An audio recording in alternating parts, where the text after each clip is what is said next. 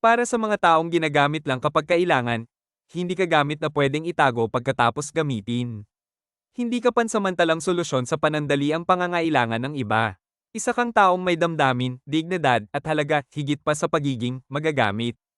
Kung paulit-ulit kang nilalapitan lang kapag may kailangan at nawawala sila kapag ikaw naman ang nangangailangan, siguro panahon na para gumising at bitawan ang hindi totoo. Hindi lahat ng lumalapit ay totoo. Hindi lahat ng nagpapakita ng lamang ay tunay ang intensyon. Sa bawat pagkakataong ginagamit ka lang, unti-unti kang nauubos. Kaya't piliin mong lumayo kung ang presensya mo ay pinapakinabangan lang, hindi pinahahalagahan. Matuto kang magpahalaga sa sarili dahil kung hindi ikaw ang unang tatayo para sa sarili mo, sino pa? Hindi selfish ang magmahal sa sarili.